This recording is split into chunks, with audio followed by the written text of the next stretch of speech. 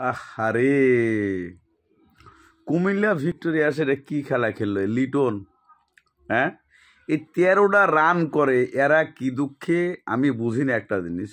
লিটনের মতো প্লেয়ার কেন 13 রান করতে হবে? আর তারা 6 উইকেটে 143 রান করলো। এটা আদৌ কি সম্ভব? এদের খেলার ধরনটা আমি বুঝলাম না। কুমিল্লা ভিক্টোরিয়াস কি করতে যাচ্ছে আমি নিজে বুঝতে পারলাম না যে এদের খেলার ধরনটা কি।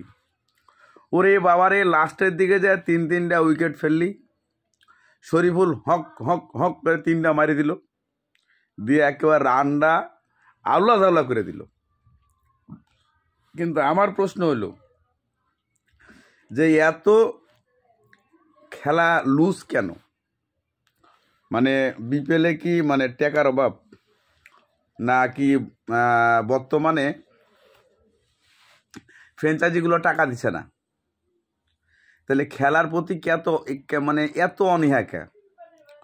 আপনারা বিশেষ করে আপনাদেরকে বলতে চাই যে আপনারা খেলা দেখছেন কুমিল্লা ভিক্টোরিয়াস, তারা যে ফিল্ডিং করছে, ফিল্ডিং দেখলে বমি উঠে, বমি বমি। মনে হয়েছে খেলার প্রতি কোনো প্রকার কোনো স্বাচ্ছন্দ্য নাই। বল মানে হাতে তল দিয়ে চললে ফরে যায়।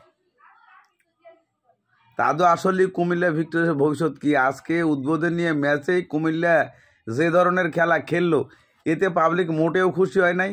আর আজকে প্রথম ম্যাচটা খেলা দেখে কারোই ভালো লাগে নাই। তা ঢাকার খেলাটা মোটামুটি ভালো হয়েছে, কিন্তু সেভাবেও ভালো হয় নাই।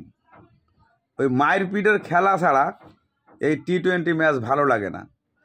তো বিশেষ করে আমি মনে করব যে এখানে লিটন দাস অভিজ্ঞ একজন প্লেয়ার কুমিল্লা ভিক্টোরিয়াসে আছে, আর একটু ভালো চিন্তা ভাবনা করে খেলার দরকার। এই 13 রান দিয়ে বাদ হইতো না রে ভাই, 13 রান দিয়ে বাদ হইতো না।